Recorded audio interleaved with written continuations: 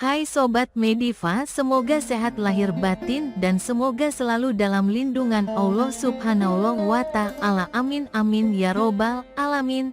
Kelompok sel kaya zat besi di paruh atas merpati merupakan makrofag. Bukan neuron magnetosensitif, memahami mekanisme molekuler dan seluler yang memediasi magnetosensasi pada vertebrata merupakan masalah ilmiah yang berat. Salah satu hipotesisnya adalah bahwa informasi magnetik ditransduksi menjadi impuls saraf dengan menggunakan magnetoreseptor berbasis magnetit. Penelitian sebelumnya mengklaim telah mengidentifikasi sistem indera magnetis pada merpati, yang umum terjadi pada spesies burung, yang terdiri dari aferen trigeminal yang mengandung magnetit yang terletak di 6 lokus spesifik di subepidermis rostral paruh. Studi-studi ini telah diterima secara luas di lapangan dan sangat diandalkan oleh para ahli biologi perilaku dan fisikawan. Di sini kami menunjukkan bahwa kelompok sel kaya zat besi di paruh atas rostomedial merpati Columbia livia adalah makrofag, bukan neuron magnetosensitif. Karakterisasi sistematis kami terhadap paruh atas merpati mengidentifikasi sel-sel kaya zat besi di stratum laksum subepidermis, daerah basal epitel pernapasan dan puncak folikel bulu. Dengan menggunakan cetak biru 3 dimensi paruh merpati yang dibuat dengan pencitraan resonansi magnetik dan tomografi komputer, kami memetakan lokasi sel kaya zat besi. Mengungkapkan variasi tak terduga dalam distribusi dan jumlahnya, sebuah pengamatan yang tidak konsisten dengan peran dalam sensasi magnetik.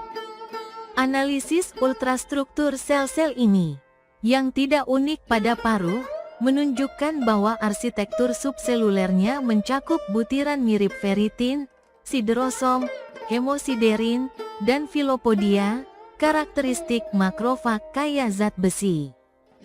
Kesimpulan kami bahwa sel-sel ini adalah makrofag dan bukan neuron magnetosensitif didukung oleh penelitian imunohistologis yang menunjukkan kolokalisasi dengan kompleks histokompatibilitas utama. Molekul penyaji antigen kelas 2. Pekerjaan kami memerlukan pencarian baru untuk magnetoreseptor yang bergantung pada magnetit pada burung. Mengintip ke dalam telinga merpati, pencarian baru sekarang sedang dilakukan di telinga bagian dalam merpati. Tempat partikel besi yang dikenal sebagai kutikulosom pertama kali diidentifikasi pada tahun 2013. Kutikulosom tunggal telah ditempatkan di wilayah berbeda di telinga bagian dalam merpati di mana terdapat sistem sensorik lain yang diketahui, seperti untuk pendengaran dan keseimbangan selama penerbangan.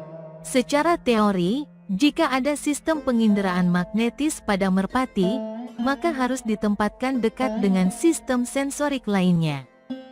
Namun untuk menentukan apakah kutikulosom besi dapat bertindak sebagai magnetoreseptor pada merpati, para ilmuwan perlu menentukan sifat magnetiknya. Ini bukan hal yang mudah, karena kutikulosom berukuran 1000 kali lebih kecil dari sebutir pasir.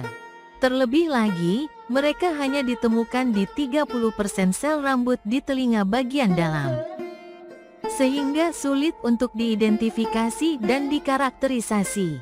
Organel kaya zat besi di lempeng kutikula sel rambut burung. Sel-sel rambut berada di epitel khusus di telinga bagian dalam vertebrata, yang memediasi deteksi suara, gerakan, dan gravitasi.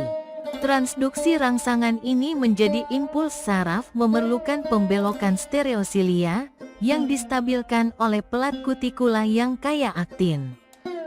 Studi elektrofisiologi baru-baru ini mengimplikasikan sistem vestibular pada magnetosensasi merpati. Di sini kami melaporkan penemuan organel kaya zat besi yang berada di lempeng kutikula sel rambut, koklea dan vestibular pada merpati. Mikroskop elektron transmisi, ditambah dengan analisis unsur menunjukkan bahwa struktur ini terdiri dari butiran mirip ferritin, berdiameter sekitar 300–600 nanometer, berbentuk bola. Dan dalam beberapa kasus terikat pada membran atau tersusun dalam susunan parakristalin. Organel ini ditemukan pada sel rambut pada berbagai spesies burung, tetapi tidak pada hewan pengerat atau manusia. Struktur ini dapat berfungsi sebagai 1. Penyimpan kelebihan zat besi, 2. Penstabil stereosilia, atau 3. Mediator deteksi magnetik. Mengingat lokasi subselular spesifik, komposisi unsur, dan konservasi evolusioner, kami mengusulkan bahwa struktur ini merupakan komponen integral dari alat sensorik pada burung. Kami melakukan pencitraan magnetik kuantum organel besi di telinga bagian dalam merpati. Robert W. de Gile, penulis tersedia untuk mengatasi masalah ini, kelompok kami di Universitas Melbourne, bersama dengan rekan-rekan dari Institut Patologi Molekuler Wina dan Max Planck Society di Bonn, beralih ke teknologi pencitraan baru untuk mengeksplorasi sifat magnetik kutikulosom besi di telinga bagian dalam merpati. Kami mengembangkan mikroskop magnetik yang menggunakan sensor berbasis berlian untuk memvisualisasikan medan magnet halus yang berasal dari partikel magnetik kecil. Menyangkal teori tersebut, kami dengan cermat mempelajari bagian tipis telinga bagian dalam merpati yang ditempatkan langsung pada sensor berlian.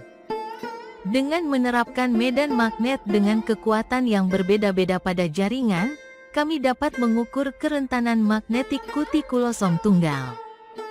Hasil kami menunjukkan sifat magnetik kutikulosom tidak cukup kuat untuk bertindak sebagai magnetoreseptor berbasis partikel magnetik. Faktanya, partikel tersebut harus 100.000 kali lebih kuat untuk mengaktifkan jalur sensorik yang diperlukan untuk magnetoreception pada merpati.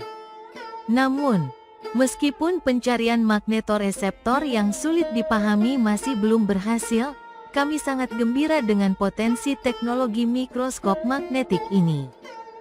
Kami berharap dapat menggunakannya untuk mempelajari sejumlah kandidat magnetis pada berbagai spesies termasuk hewan pengerat, ikan, dan penyu. Dan dengan melakukan hal ini kita dapat fokus tidak hanya pada kutikulosom, namun juga pada sejumlah partikel lain yang berpotensi bersifat magnetis. Semoga bermanfaat dan salam merpati lovers.